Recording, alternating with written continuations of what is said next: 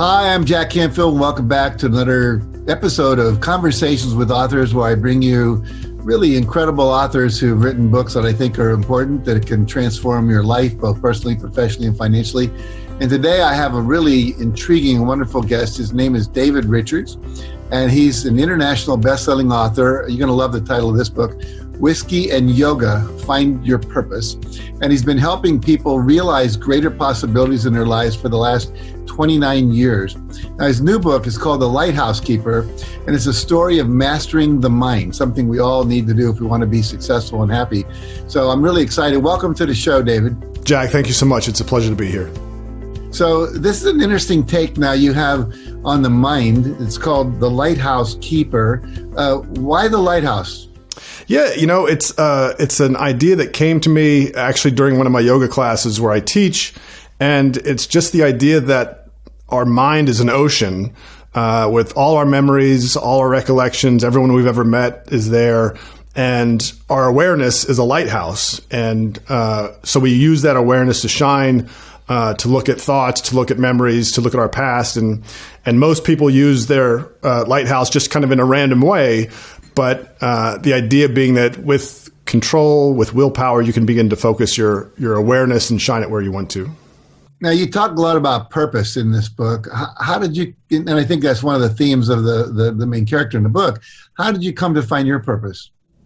It's a great question. I owe a lot to Napoleon Hill in Think and Grow Rich. And in that book, he asks what your life purpose is. And I'd realized, up until I read the book, I'd gone through really asking myself what I wanted to do next or where I wanted to go and the things I wanted to do. And I never really sat back and looked at the purpose of my life. And so, reading that book and seeing that question, I wrote the question down on a piece of paper and I started to write an answer. And that answer has been with me really for the past 3 years now. What is that answer? I'm sure our viewers are curious. Yeah, sure. So the purpose of my life is to be a force for progress, speaking and writing with passion, and sharing life's joyous moments. Well, you're obviously doing that. I love it. Thank you. You talk in your book about the importance of overcoming limiting beliefs. So I'm curious, how did you discover what yours were? What are some of them, if you're willing to share them? And sure. And how do you suggest people overcome them? Yeah, so there are areas of our lives that we've just come to accept the way things are. And for me, really, it came down to I had big limiting beliefs around relationships. And part of that was just how I grew up. I was a military brat, so to speak. And so we moved around every 2 or 3 years. And because of that, I just came to believe that relationships ended. One day, you and I might be best friends. And the next day I'm moving away to another state or even across the country, or you are. And so that was a limiting belief that I just accepted that, I didn't really understand how to keep relationships going and perpetuate them, or that they could perpetuate. And another limiting belief I had was really that, when it came to romantic relationships, I kind of had to go all in and be really romantic up front. Because the first belief that I had that relationships ended, I had to try to do my best to try and secure something. And those beliefs were just frustrating. But once I came to realize what the impact they had had on my life, I got to a place where I realized I didn't want those beliefs anymore. And so I adopted new empowering beliefs, and that really has transformed my life. Well, say a little more about how you adopted a new empowering belief and how you made it something that became a belief rather than just an intentional thought. Yeah, absolutely. So, it comes down to first recognizing the limiting beliefs and the damage or what you've missed out on because of those. And then you really start to look forward and say, well, if I hold on to these beliefs for the next 5, 10, or 15 years, what am I going to miss out on? What are the things that I'm going to deprive myself of and not have the opportunity to experience because of these beliefs? And so then you realize the beliefs that you want to let go of, and then you write new beliefs that are really going to be more empowering and share a stronger, better truth for you to serve you better in the future. And what I found was you really need to make those part of your physiology. And so it's not just enough to say, well, I now believe that relationships can last and I don't have to force myself into romantic relationships right away. You have to make those things a part of you. And you do that through emotion and just channeling that inside until it becomes a part of who you are, much like how I can say my life's purpose without batting an eye. So you would basically just repeat that belief to yourself with a strong feeling of emotion at the same time? Is that what you're saying? That's absolutely correct. Yes. Mm-hmm. You were a Marine in a former life, right? I was. It's been almost 13 years, but yes. You know, it's funny. I used to be a runner, and I would run to the Marine Corps cadence tapes. You know, 1, 2, 3, 4, United States Marine Corps, that kind of stuff. Okay. I just love to be running. You'd hear all the people's feet on the asphalt or on the track or the field or whatever, and so I know all these. So that would be a good way to kind of bring a belief in, wouldn't it? You get your body going, you're feeling it, you're working out and repeating it at the same time. It really would be. I love it, and I do that sometimes during my workouts. I'm not as much a fan of running as I used to be when I was in the Marines, but when I lift weights, if there are things that I want to get through, I'll use those. I do Spartan races sometimes. And certainly during the Spartan races, the power we have and the choice we have to how we talk to ourselves is one that we really need to invest in. And so during my runs and during my workouts, I do use positive affirmations and things just to further embed and imbue those things in my psyche. Very cool. So I'm sure everyone's going, what's a Spartan race? So you better answer that real quick. Oh, sure. So a Spartan race is an obstacle course race. So there's 3 different lengths, really. There's a 5K, a 10K, and then a half marathon. But they've got walls you need to jump over, mud pits you need to go under, barbed wire to crawl under, rope climbs. It's a great deal of fun. Go back to the Marine Corps. That's it. I know. One time I got paid to do it, and now I have to pay to do it. So it's funny how life works.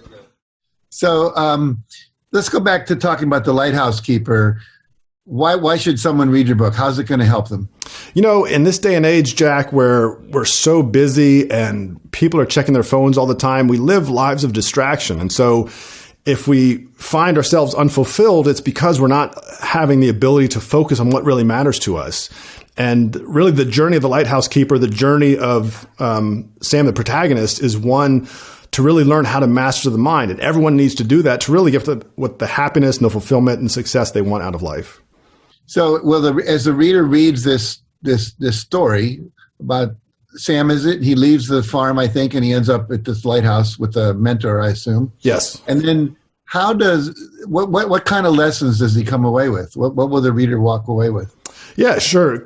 Several lessons. I think the biggest one is that our habits really define our lives. And the habits we have, like I said, if we look at the habit of distraction that most of us have created with our cell phones, that's a hard habit to break, but we're living distracted lives. So, that's one. I think the other big one, and I just shared this with someone I mentor, that we are not our minds, that our minds are really a tool for us to interact and engage in the world we live in, but we are not our minds. So when we feel something or when we think something, that's a thought that we have, but it doesn't necessarily mean that's who we are. I think it was you in an earlier conversation. It might have been someone else that said we go to our cell phones. We look at them 85 times a day. That's true. That was me. Yep. Yeah, and I think what shocked me recently was there's a new function on my Apple cell phone, iPhone, that tells me how many hours I spent the last week on my phone. Yep. And when I saw that, I was like, what? It overwhelmed me. And I realized I'd become addicted to this game, Word with Friends. And I play Words with Friends at night, sometimes for like an hour with different people. Yep. And then I was realizing I wasn't getting up and exercising as like I should be. And I have a sign in my bathroom now where I often play the game. And it says, if you have enough time to play Words with Friends, you have enough time to get up and exercise. Go to bed. So I literally have a sign right there now that tells me that. So yeah, we could. It's so easy to get distracted from what's really important in life. So, as you look at your life and you look at the books you're writing and you've written, what's the best piece of advice you think you could give someone who's watching today?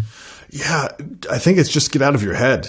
Do the thing that you want to do. And when you find your why and what you want to do and you find your purpose, you won't come up with excuses anymore. You'll come up with reasons. You'll figure things out and you'll just start to carve off what that truth looks like for you. And so, the best thing I think I would say is just get out of your head. Stop thinking, stop overthinking, figure out who you are, who you want to be, and then go do those things and take action.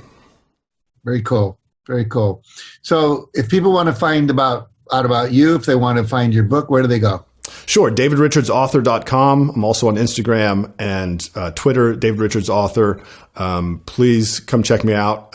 Happy to share my knowledge and hopefully serve you. Very good. So The Lighthouse Keeper, and there's other books coming, so just stay tuned.